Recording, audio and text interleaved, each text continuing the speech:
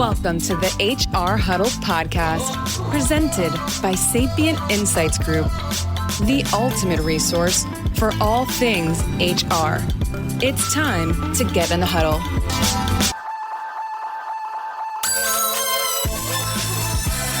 Welcome, everyone, to Spilling the Tea on HR Tech, where we focus on the hottest HR tech news everyone needs to know to be in the know.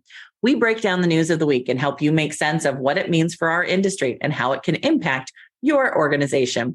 This is our mid-August podcast for 2023, and I'm your host, Stacey Harris, Chief Research Officer and Managing Partner for Sapient Insights Group, a research and advisory firm. Joining me today is my co-host for the conversation, Cliff Stevenson, Director of Research and Principal Analyst here at Sapient Insights Group as well. Welcome to the show, Cliff. We've got a ton of hot tea today, right? There's just so much information that we've got to cover. I don't even know if we're going to get all in today. I know. We'll do our best. Yeah. We got some really great news about companies that are expanding. And I know it's not our usual thing, but we're going to do some celebrity name dropping. And we're going to be talking, as we like to do nowadays, talk about AI, but in a sense of how it will affect your day-to-day work life, some generational news, even some Microsoft and some stuff about maps. But, why don't we jump into it if you're ready? I'm ready, but I just want to say my favorite, I think, is going to be that somewhere if we get to it is that we'll be mentioning Snoop Dogg, right? Yeah, I was about to say that's the teaser. Yeah. Not a name that pops up a lot in HR tech news, but it's going to happen today. Yeah, definitely. So good teaser for later. We'll start with one model, a company we're familiar with. They are expanding. They had a deal where they brought in $41 million to expand their platform to do more data and decision-making, evidence-based sort of people analytics. So really cool to see. That's both of us near and dear to our heart, using data to make decisions, right? That's really what we're about. So yeah. One model is one model started out of Australia as a sort of people analytics, HR analytics platform. They are, I guess they'd be competitive to someone like a Vizier, right? Or the HR analytics application within maybe an HRMS environment, right? But I think the one thing that they've really honed in on is their ability, because they're a smaller firm, but because they're very focused on sort of, you need more than just people and HR data to make good business decisions, on pulling data into their environment and or pushing data out of their environment. So they're really strong on that integration component, which has made them, I think, a really interesting platform in this space, because they understand the need for the flow of data and the cleaning of data as it's going through that flow, as well as the fact that you've got to be able to analyze the data within the environment that you're in. So I'm excited. I mean, I'm hoping we get a chance to do some briefing and maybe we'll bring back some updated data, but I would really be intrigued to see where they're going to be spending that money at. I'm not surprised to see this market is getting an infusion of money. We know last year it was a big topic as organizations came out of the last 2 years and realized their systems were not reporting the way they wanted them to in the HR tech space, and they were struggling with a lot of the analytics components. So it'll be interesting to see if a solution like one model can help bridge the gap in some cases, right? Yeah, I think it's a good measure, a good mark of how much just HR as a function has changed. I remember talking about people analytics and trying to get people more comfortable and thinking in terms of evidence-based decision-making. And this just shows with that infusion of capital that there is a hunger for more growth in that area. And that is the way the HR job, the HR role works nowadays, is you use data to make decisions. And it's no longer that's something for the future. It's now. And that kind of money kind of proves that. Yeah. And it is still, as far as, we'll see what next year's data is going to tell us, but we're, as we saw last year, almost second or third highest in particularly mid-market and large organizations plans for increasing spending in that space. So I would say it's probably a smart move from an investment perspective. That would be a good move. But from there, we're also seeing a lot of organizations invest in sort of more practical side of HR, a lot of benefits and wellness. And we're seeing more investments in workforce management, as well as even the sort of experience stage. I think that gets into sort of our next conversation about Alight, right? Great segue. That's right. Alight, their Worklife platform, has their newest release 2 for 2023. And that is going to be more heavily focused on the mobile platform, on self-service, allowing administrators to be more hands-on and customize, expanded ecosystem for partnerships, and just a heavier focus on, I guess you call it the people side, as you said, family care, mind and body wellness, that sort of thing. And then, of course, their AI-powered chatbot, Ask Lisa, can help with some of the more common benefits questions. So again, it really is kind of interesting, right? Because we were just talking about data, which can kind of seem kind of black and white, right? Hard stuff instead of soft skills. So it's kind of neat to see that the market is not putting one ahead of the other, right? We're seeing that we can use this information to actually create a more human and more caring workplace. So I like to see these sort of things. Yeah. One of the things they mentioned here was their expanding their platform ecosystem and their partnerships. And we know Alight also announced a big partnership this year with Workday on their payroll side. And so I do think that we are seeing this sort of, the ecosystem is realizing that we've got to figure out sort of where we want to play and then how we connect with the other vendors. And that happens over time. You see these great partnerships build up, and then you get opportunities to sort of expand on the overall platform because you can sort of cross data sets across them, as you were talking about. But what is kind of interesting, I think, in this Alight conversation is that it's not just about the data and the experience and the investment there, but that they're really connecting the conversation of health and wellness and your benefits together, which a little bit, we talk about wellness oftentimes in the same space as we talk about benefits and healthcare, but they are two separate conversations, and they oftentimes need to be because of HIPAA regulations and laws and things like that, right? Like there's a very big differentiation between my benefits and my healthcare and wellness things I might be doing inside the company that are meant to sort of help me with my overall wellness, but that are sort of seen as separate from like doctor's visits or things like that I'd be doing. A lot of that is starting to connect a little bit more. We're seeing in some of the tools in ways that allow the employees to connect what's important to them, particularly important to their families, but still keep that divisional line they need of an anonymity so that their companies don't have access to their personal healthcare information. And so I think companies like Alight are starting to lead the way in that to some sense. Yeah. And I also just like to see that this is not a forgotten conversation. During the earliest months of the pandemic, we talked a lot about how people were dealing with it and helping them overcome the stress and the just sort of immense mental pressures that were on everyone. But that doesn't go away. Like things aren't what they were then, but that doesn't mean that should be a forgotten conversation. So I like to see this sort of renewed focus on our own mental health as being not separate from a workplace conversation. But like, as you said, it does toe the line into sort of HIPAA water sometimes. And the more you can help people with the systems you have on hand, the better, I think. Definitely. And then speaking of companies that are sort of expanding and changing their platforms, Ceridian has put out what they're calling a tiered approach to Dayforce managed payroll, right? So this is their services side. So the 3 tiers are going to be standard, select, and signature. Basically, each one a step up in the amount of services they will take over for your organization, if you prefer that. So at the standard level, it's sort of an augmentation with their payroll professionals. At the select, it's a little more of the day-to-day work with some optional add-ons, and signature is the sort of full managed services experience, right? And you and I were talking sort of in the green room beforehand about other organizations that have done this, and I would say it's pretty rare, right? You would thought of some good examples. Yeah, it's funny because we covered some of this conversation about managed services versus ASOs, what they're called, right? Different levels of services that are offered on the payroll side at different companies. And we covered in the SMB paper that you launched earlier this year. And the one thing I think that particularly for very large organizations that they don't understand that small businesses really struggle with is this: who owns payroll, who has the time and the energy to manage payroll, and who has the capability. And so for many small and mid-market companies, they outsource almost all of their payroll or some level of their payroll most of the time, right? Because it's just a very complex environment, heavy regulations, heavy requirements.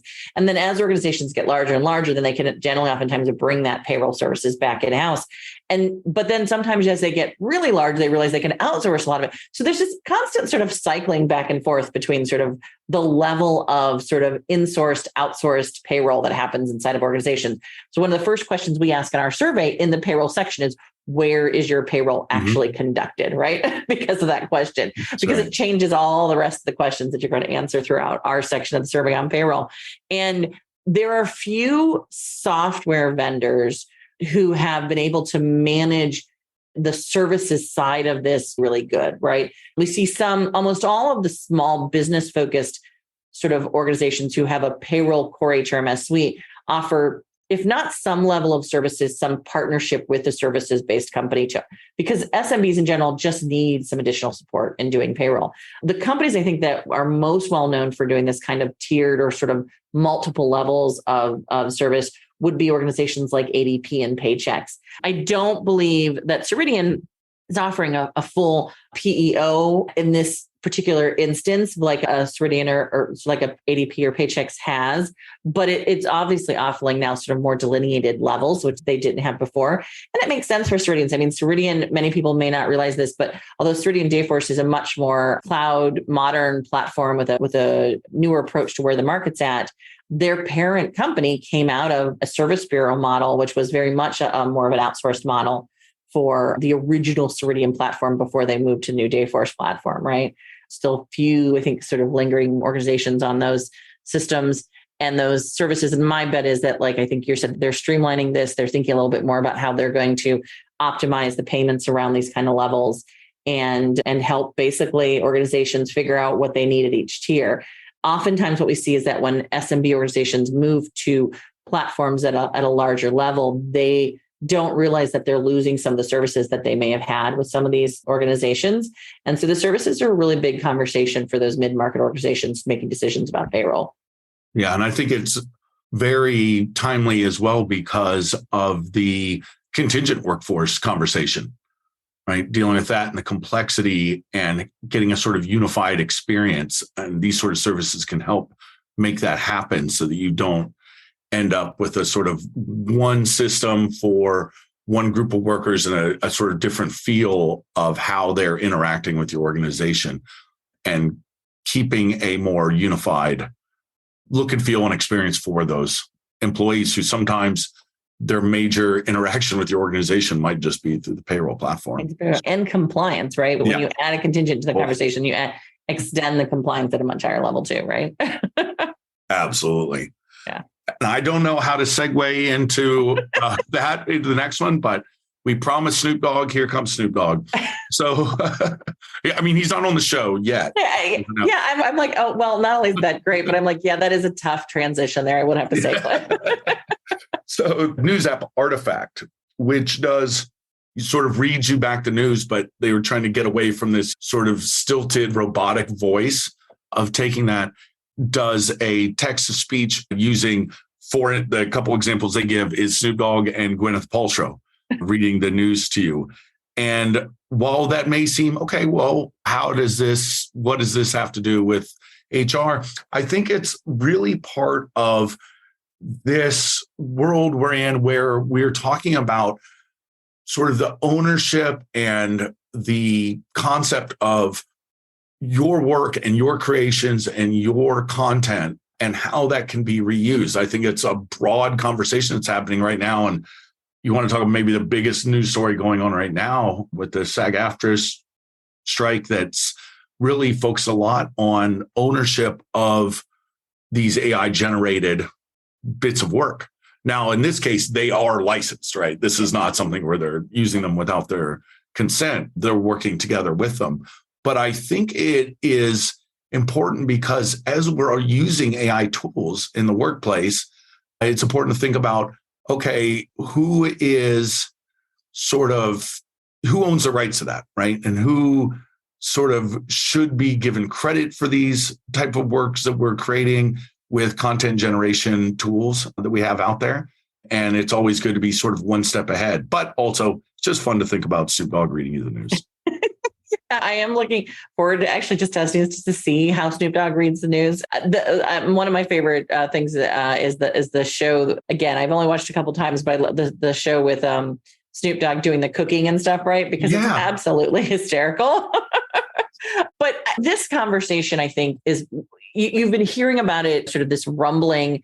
I say rumbling, but a conversation more about sort of union rights, I guess I would say, right, when it comes to the SAG Actors Guild fight that's going on right now. But there's this great meme, and we may post it with this. We'll see if we can find it again, because I don't know who actually created it, so I can't give any credit because I saw it as passing. I think it was on LinkedIn, but had two pictures on the one had Sarah Connor, and above it was, and if Sarah Connor, she was the female lead in Terminator, right? And they had who we thought was going to fight the artificial intelligence and the rise of the robots. And then the next picture was the nanny, Fran Drescher, who's really fighting the artificial intelligence and the rise of the robots, right? So if any of you are 90s children, you'll get all of that. And if you're not, I don't know where to point you, because it's just, there's too many different things in there. But it was the most common things that we're dealing with, the everyday stuff, is where this conversation is going to be taken, right?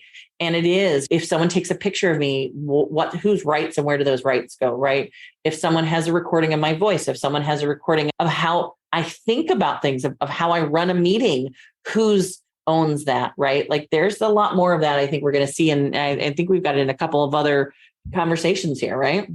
Yeah, absolutely. When we talk about, which we have been for the last few episodes, talking about these generative AI tools, one of the things you can do is say, write this in my style by giving examples of your voice. Well, you can also do that with someone else's. You could say, hey, write this in an Ernest Hemingway style or whatever the case may be. But now that does start to raise questions about who owns that and the sort of legitimacy and the rights issues. And I think it comes up a lot as we're starting to use these tools more in the workplace. Something to think about when we're doing that and thinking about the consequences, because we're starting to see more use cases for AI beyond just summarize this for me or read this back to me in Snoop Dogg's voice.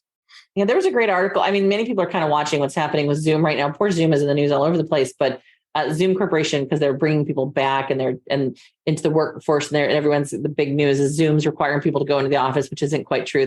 They're giving more hybrid options, and they're saying if you're within 50 miles of an office, we'd like you maybe to come in twice a week, not really forcing everybody back to the office. But Zoom had also at the same time announced some changes to their user agreements. And there have been if you get a chance, I would really recommend taking a look at some of the summarizations and some of the user agreement changes that Zoom has made, because they've been very open about what those user agreement changes are, because they pretty much had, if you hadn't paid attention, most of us don't pay attention to our user agreements with these systems. They had rights to sort of use a lot of the stuff that they were gaining through the Zoom process. And there were some agreements in place in specialty for organizations like doctors and hospitals who are using telehealth through Zoom environments, or organizations like higher education that were using Zoom calls for conversations that were basically under IP privilege for university professors and stuff like that. But at the end of the day, Zoom is trying to make people aware that we're not just capturing anymore just the audio. Now we've got video. Now we've got transcriptions of every call. Now we've got details on sort of where you're at when those calls are made and who else is in those calls and how often people are meeting. The same kind of stuff we're seeing from the Microsoft environments, right? And they're saying we needed to adjust our use policies to make sure people were aware of what we had and what we were using and what we were not using to train our artificial intelligence, because people were becoming very concerned about how all these meetings we're having were going to be used to train their artificial intelligence. We could say the same thing about what's going on with the Microsoft environments, right? Absolutely. And now, see, that was a wonderful segue, Stacey, because we're going from Zoom to Zoomers. Yeah. Article about Gen Z. And I know, listen, I get it. Some of these things about generational research can seem sometimes a little overdone, but I did find this pretty interesting. This was from Robin Erickson at Conference Board. Title being Gen Z is taking over the workplace, 5 things HR leaders need to know. And one of the things that I found pretty interesting here is just that This idea of sort of, a little more agency, a little more ownership over compensation and wellness. And again, these aren't, I would say, unique to Gen Z, but I think there's valuable insight to be had about thinking about how generational mindsets shift over time and sort of how people approach and how they prioritize their needs and desires. Even though some of these are universal things, I would say it's more about what they use to make decisions, what is sort of top of mind when they do that. And so some of the things they point out were a need for adequate compensation, right? That goes along with the pay equity conversation and kind of ties back to the payroll thing we talked about before, and control over work arrangements. Not surprising considering how the workplace has shifted over time. Oh, and of course, wellness, right? Mental and physical health and wellness. So sometimes I think there is some value in talking about generational shifts. Yeah. And our friend Robin, I think it's great to see some of the work that she's putting out. And I think in general, these conversations are important to have. I think there's sort of two ways you look at the generational data. I think we all go through different phases in our lives, and then there's things happening economically and globally that sort of impact all generations, right? That I think then maybe trickle down to different generations in different ways. But the one thing I do think that is important about the generational data sets is there are some real facts about things that we need to be very aware of. There's facts about like when different technologies came out. There's facts about when different things happened, like COVID, and where you were at in your life when that happened. And that has an impact. That's not just the sort of the age or the group that you're in. Or one of the things that we're seeing in the generation demographics in all of our data set is that the level of diversity of that generation is just higher, right? So no matter where you're at, there's sort of, I think, facts that you can really hone in on that you can use to sort of have a conversation about those breakouts. But all of that topics you mentioned, Cliff, I think are pretty important to all of us, no matter where we're at, right? So I think they're important changes we're seeing across the workforces that might be being felt differently by younger workers, but are important to almost every worker, right? Absolutely. And another thing you mentioned earlier, you're talking about more workers are sort of being asked to go back into the office. Yeah. And so thinking about that really brought to mind a new story that broke that Amazon Web Services, Meta, and Microsoft, they have a sort of joint effort called the Overture Maps Foundation. And they just released their first open map data set. So this is sort of, I wouldn't call it a true monopoly, but, sort of breaking into where Google Maps is sort of dominated, but allowing more open geographical information, which can be key when we're thinking about our workers and again, and the generational interest too of where they live and how that can affect their mindset and what their commute might be like and all of this information. So that was pretty interesting. It was just released, I believe, 2 days ago. So at this point, it would be about August 6th. It just came out and its first map data set, very catchy title, Overture 2023-0726 Alpha.0. Forget that. But it's got different layers where you can see the transportation network, you can see the geopolitical boundaries, buildings layer, places of interest.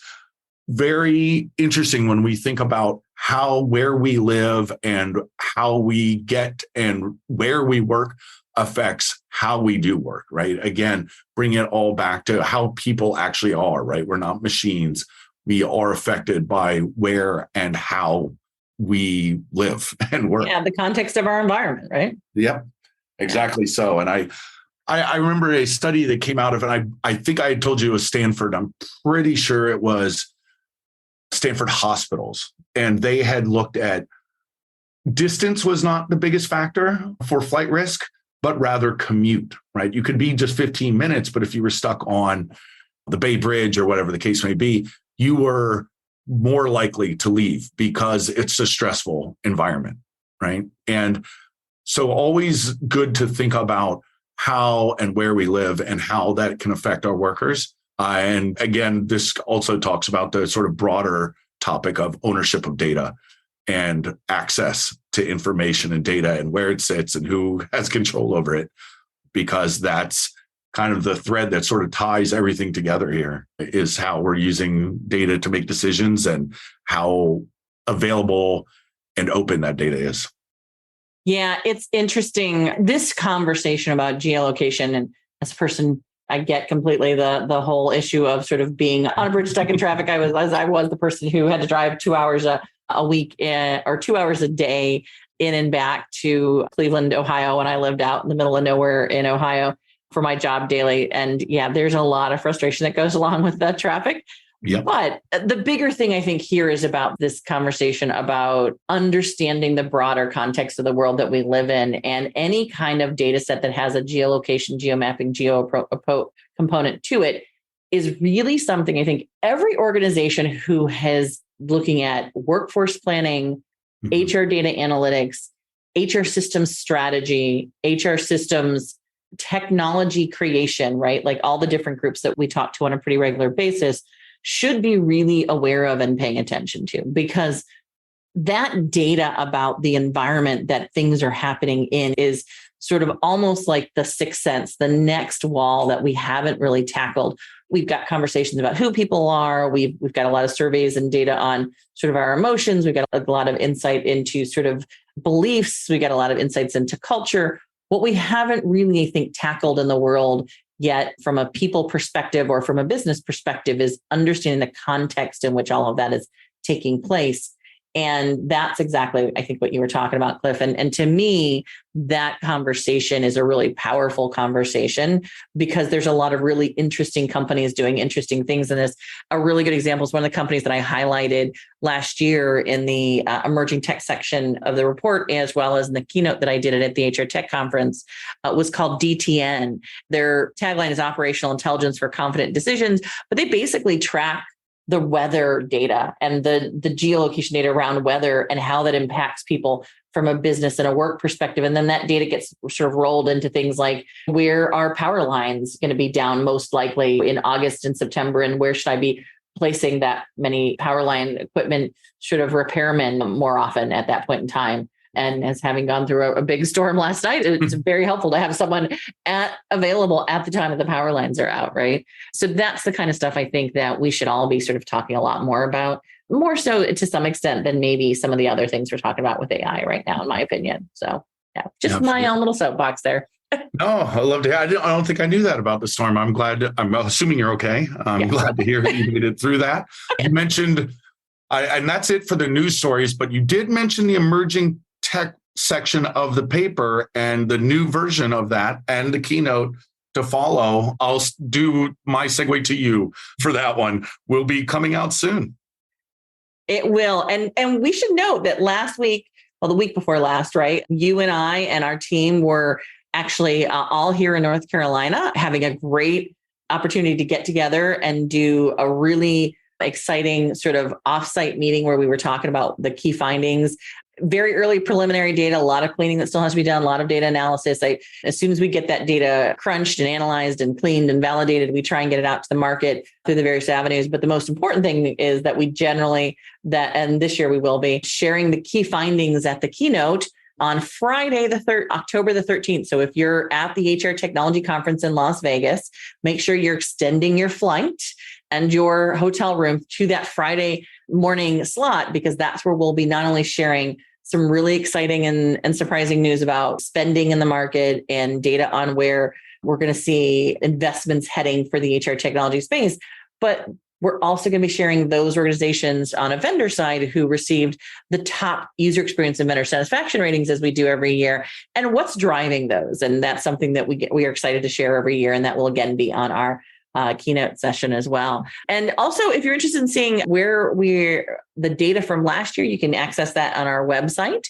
So be sure to do that and sign up for our newsletter there so you can get details on any of our upcoming events and upcoming places where both Cliff and I will be speaking or visiting, and all the research that comes out beyond just the big annual research. And then also, if you're on our website, you will also see our new HR in Action report on how SMBs are using HR technology to thrive. So if you're an SMB organization, that's a really great breakout of our research data that ultimately you're not going to find anywhere else. That's the only place where you're going to find that data. And it's really valuable, hopefully from an HR technology decision-making perspective. Also, be sure to listen to our sister HR Huddle podcast, HR We Have a Problem, hosted by our CEO, Terry Zipper. These HR Huddle episodes can be found wherever you download your podcasts on a regular basis. And it was really helpful to support the podcast. You please subscribe and leave a rating and review wherever you grab those podcasts, particularly on Apple, makes a big difference. We understand. To stay up to date with immediate breaking HR tech news and to get all the behind the scenes content, you can follow us at Sapient Insights on LinkedIn and Twitter. And you can also follow me at Stacey Harris HR on Threads these days, which I'm trying out. We'll see how that works. Cliff, a big thank you to you for, as always, taking the time to pull this together. I know we went a little over today because of the amount of content that we had, but really a great opportunity, as usual, to get a chance to talk about some of the really exciting stuff going on in our industry and in our space. Also, big thank you to our production team, Brand Method Media Group, who helps us produce our podcast, run by their amazing founder, Kelly, our marketing team, Lisa Renko, as well as the rest of the team. And thanks to our listeners and a community. We couldn't do this without you. If you are someone who has a big question on what's happening in the HR tech space, be sure to send it to myself and or Cliff. Or if you're an organization that has announcements or news, make sure you send those to us as well. We want to make sure that we're capturing as much as possible all the big information that's happening in the market. So that's it for this episode of Spilling the Tea on HR Tech. We hope it's been just the brew you need to start the engines running this week. We'll be back in 2 weeks with another pot of boiling hot HR tech updates and insights. Thanks, everyone.